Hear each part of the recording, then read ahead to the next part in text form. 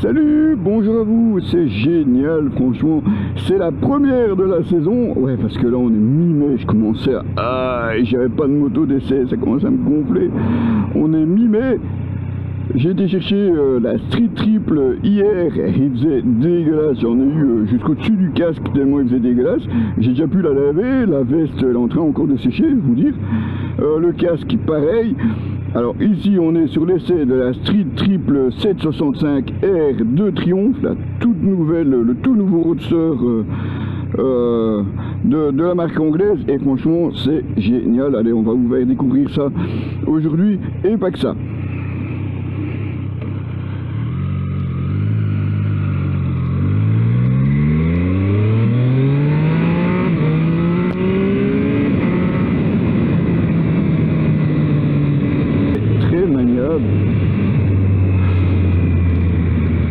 Un passage à niveau là par contre, ça passe encore, c'est pas encore trop dur hein, comme suspension.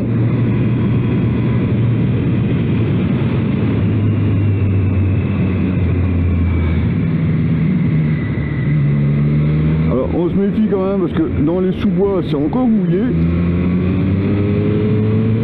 Ça glisse un petit peu à l'accélération.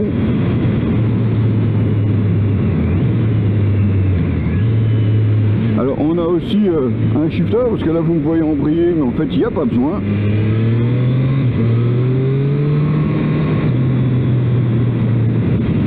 Et ça passe, et je ne dois même pas forcer, quoi. C'est ça qui est surprenant sur cette moto, c'est que c'est vraiment facile.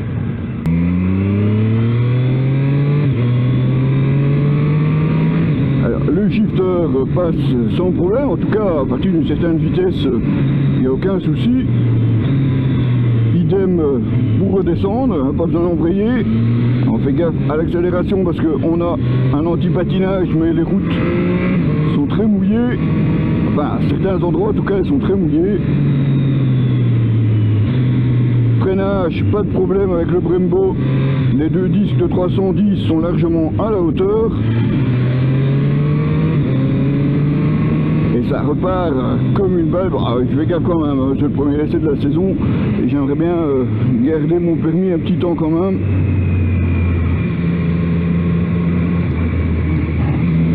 Mais c'est vraiment... et ça repart à n'importe quel rythme.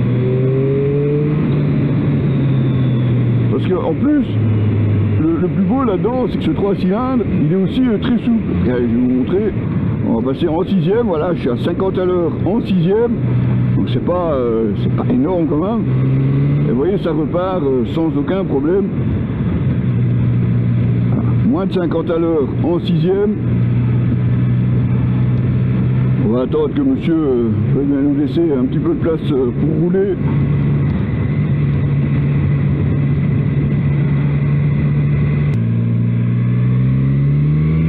Je vous laisse regarder un peu le paysage, enfin si c'est ça que vous regardez.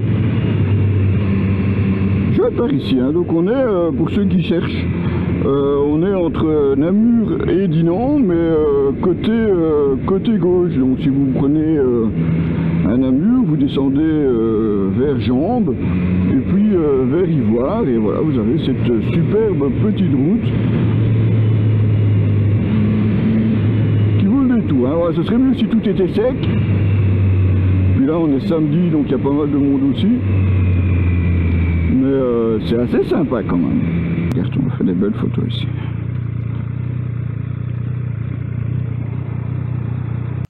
Et la voici, enfin, ou le voici, ce Street Triple 765, donc 765 cm3, qui développe quand même 120 chevaux à 11 500 tours minute. Une moto très trapue, très ramassée, et pour un poids aussi très léger de 189 kg avec le plein. C'est vraiment très léger. Alors évidemment, tout est axé autour de ce moteur qui développe aussi 80 Nm de couple à 9500 tours minute, équipé d'un shifter. Et rappelons que la version RS va carrément développer 10 chevaux de plus. Autant vous dire qu'elle doit pousser encore bien plus que celle-ci. Pour maîtriser évidemment les aides à la conduite sont présentes. L'ABS, cornering évidemment, différentes cartographies elles aussi. anti-patinage, mais ce n'est pas tout. Le châssis aussi, évidemment, joue un rôle très très important, dont le bras oscillant à l'arrière, vous avez vu une forme assez spéciale. Et tout ça pour un roadster très sportif et pourtant assez accueillant. À la partie cycle, au freinage donc des étriers de frein Brembo M432 sur 2 disques de 310 mm, 4 pistons. Autant vous dire que c'est largement suffisant pour arrêter la moto. Une fourche Showa 41 mm entièrement réglable avec les réglages comme vous allez le voir sur les têtes de fourche. Une suspension qui est assez agréable malgré tout, elle n'est pas trop raide non plus, et ça c'est aussi un gros bonus au quotidien.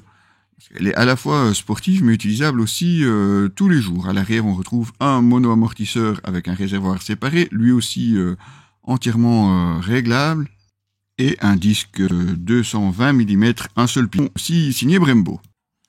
Éclairage LED à l'arrière comme à l'avant, notez les clignotants placés là en dessous. Bon, pour la protection à l'arrière, là par contre c'est une autre histoire. Un réservoir, lui, de 15 litres qui va vous permettre quand même de faire d'assez belles balades, et des commodos assez simplifiés, à noter qu'ils sont aussi sur la RS.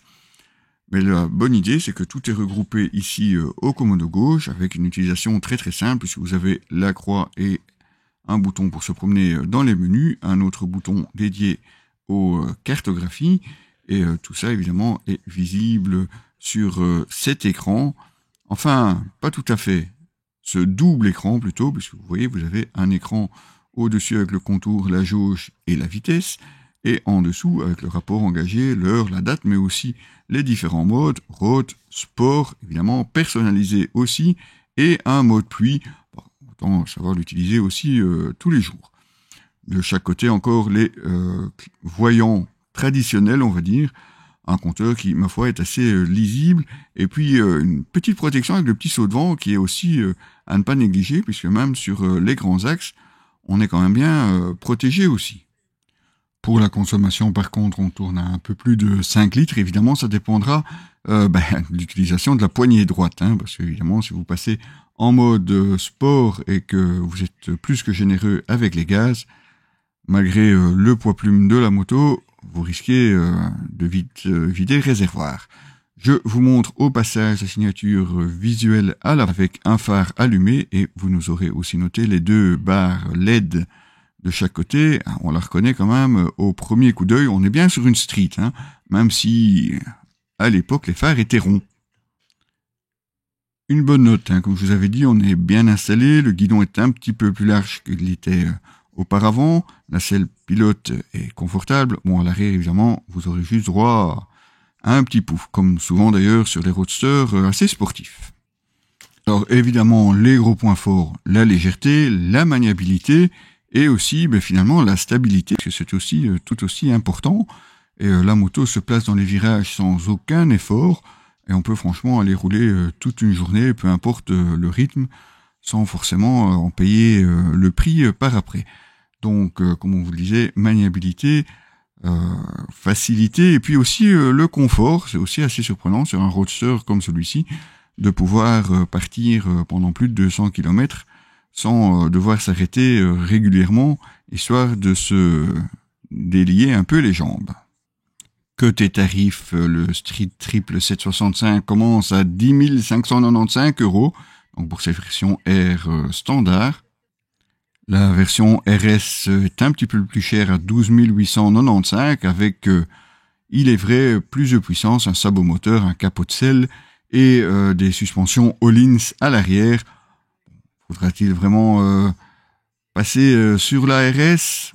C'est une bonne question, j'essaierai d'y répondre dans l'article. Moi, personnellement, cette R m'a largement convaincu. Et puis, si vous suivez notre page Facebook, vous aurez vu quelques photos de la splendide série limitée Moto 2. Malheureusement, tous les exemplaires sont déjà vendus. Vous retrouverez l'essai par écrit de ce Street Triple 765 de Triumph sur notre site www.objectif-moto.com. À très bientôt.